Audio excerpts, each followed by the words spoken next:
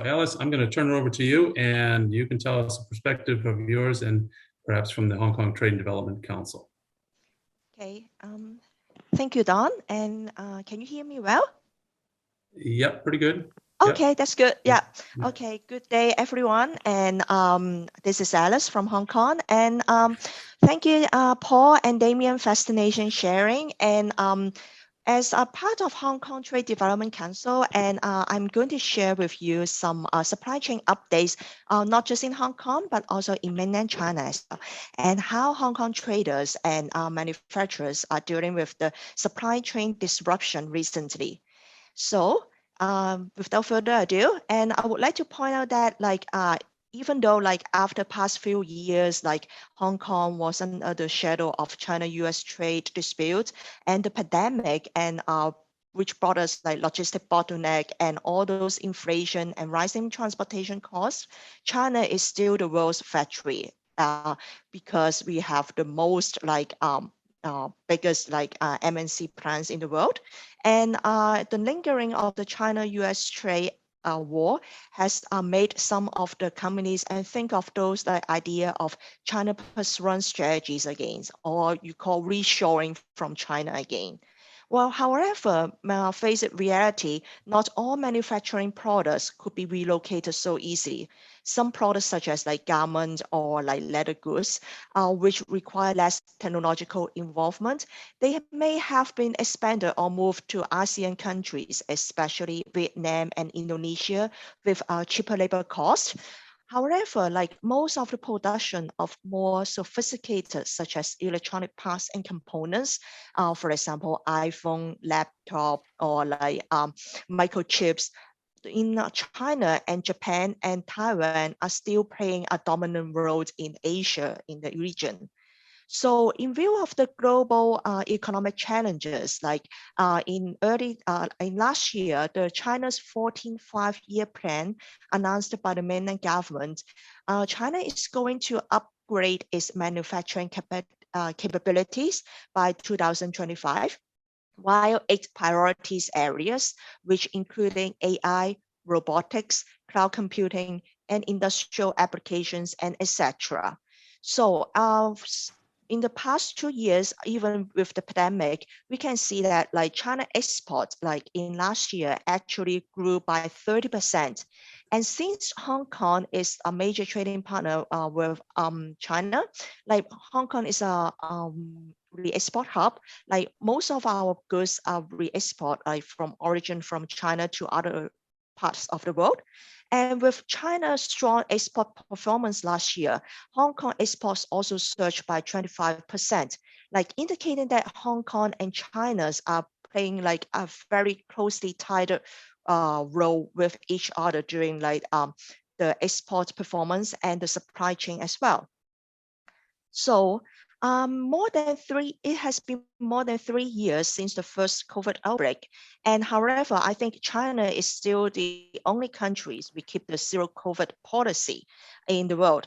So currently, we can see that China is in Shanghai, most factories or the whole city is still being locked down, and people tested positive COVID and still need to be go to the centralized government quarantine facilities. However, the COVID situation in China is not getting better because there are cases in Beijing and Zhengzhou in the middle part of China, which have caused partially lockdown recently in May. And although some big MNC, for example, like Foxconn, one of the biggest producer of iPhone, in Zhengzhou, their facilities although has been closed, but they have been working as a closed loop system. So workers are moving on a point-to-point basis between facilities and their dormitories. So in this case, some manufacturers in China can still provide manufacturing services or production in the regular terms. However, there is questions about even though they can maintain their production, however, they can't ship out their goods and products or semi-parts of components. So therefore, manufacturers in China actually are looking in different ways to ship out their goods to the rest of the world. For example, like in the ASEAN countries, like China can still ship out their goods like via the rail instead of going to sea route. Like for example, like at the beginning of this year, the China-Laos Railway has been opened, and people like manufacturers are trying to shipping like their goods to ASEAN through rail. If shipping out from China to Europe, they are using the rail called USNO, which it takes like 40 days ship out goods from China to Germany. So actually, manufacturers in China like are looking like alternatives routing to solve the logistic problem. So in the first quarter of this year, like China exports still managed to up by 15.8%, and the import is still going like doing positively with the growth of 9.6% year on year. And talking about like the Shanghai problem, we can see that this is a satellite image from outside China. Like you can see that like bunches of like containers are waiting outside China to for docking in April. So we can see that Shanghai and the near port like Ningzhou, it is very like heavily populated, and like the vessels and the container and the crew are still waiting on the sea. So there is a questions about like China's zero COVID policy is actually like not helping like the supply chain in China, and there is like causing a threat like to like the global supply chain issues, like because if China cannot ship out its raw materials or the parts of components to the rest of the world, so there is a supply shock and a lag behind in the goods and in the goods. So what about like Hong Kong traders to deal with these issues?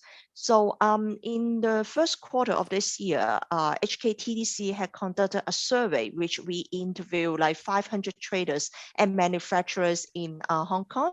And like 75, actually 90% of them saying that like the COVID pandemic situations has caused negatively affected to their business.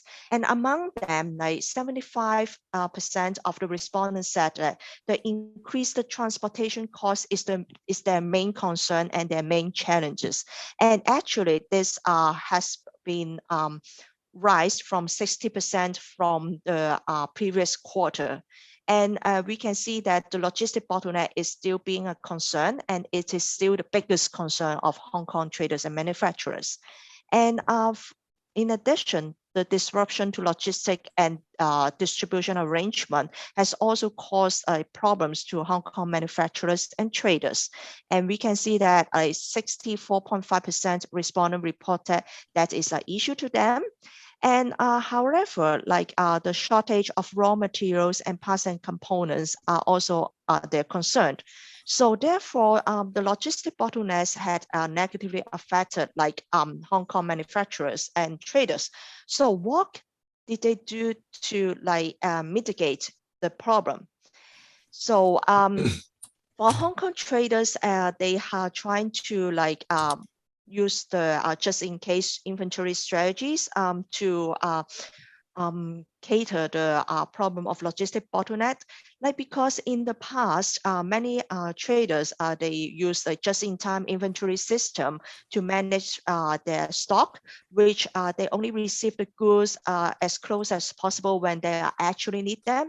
But however, under this like new disruption, therefore, like just-in-time has to be switched to just-in-case strategies. So many of the international players, like they are trying to stock more inventory just in case they are faced with the disruption again. So however, the problem is that you can't ship the goods outside from China. So what can they do? And actually, before like the China-US trade war, like some big companies already like think of like China plus one strategies or China plus two strategy to diversify their supply chain basis, not just only focusing on China. And also they also try to have their manufacturing plants like relocate to rebalance to like the other parts of the world, for example, ASEAN, not just focusing on China as the major supplier of their raw materials. So since therefore many MNC have set up their subsidiary manufacturing plants in Asia. And because of that, we can see that the regional comprehensive economic partnership is becoming more important in the region. And this RCEP agreement has been entered into force in this year, January the 1st. And the economy of RCEP actually like creates the world's largest trading bloc by economic size, and it's almost covered 30% of the world's population and the world's global GDP. So it not only foster trade, but also investment relations within the bloc and within their member to further enhance like the regional economic integrations. So although Hong Kong is not a member of RCEP yet, to be unfortunate, but we have already applied to join the RCEP in February. So actually, if you look into the Hong Kong Free Trade Agreement, we already have like 13 FTA with the RCEP members, except Japan and Korea. So like actually Hong Kong, if you look at the Hong Kong trade with between the RCEP member, it actually accounted almost like 70% of like Hong Kong total trade balance. And to look at the impact of the RCEP to our Hong Kong traders or the China manufacturers, we actually conduct a survey in the first quarter of this year. And we, in the Hong Kong and the GBA cities, like including 9 mainland cities and Macau as well. And we actually interview 1,000 manufacturers and traders in the Greater Bay Area region. And they also say that like RCEP as a catalyst for operational changes. Like for example, speaking of transformation, like over the 1 to 3 next year, 46% of the respondents are expected that like RCEP can change their trade and supply chain mode within the region. So they will also increase their sourcing of goods and services from the RCEP economies. And 44% said they would like export more goods and services to RCEP member. So we can see that the RCEP have given like a hope to like all the like GBA manufacturers and traders.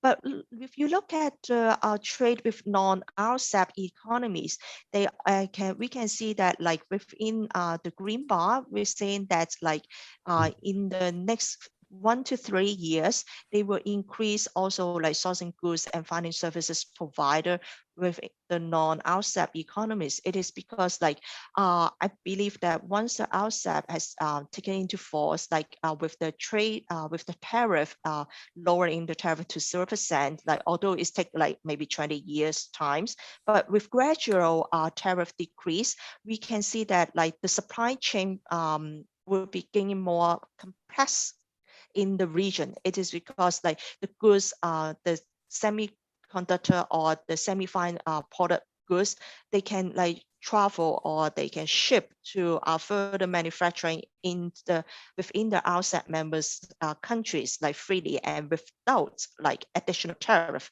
So that's why it gives like a multi-year window of opportunities like in the short term and in the longer term. So we can see that with the RCEP, we understand that like how implementation of the RCEP would affect our GBA respondent business revenue. And surprisingly, like within this year, 2022, although like less than 10% saying that it is very positive, but it's rather positive is saying that almost 40% of that. So RCEP, the implementation of RCEP actually facilitating like the intra-regional trade between like RCEP members.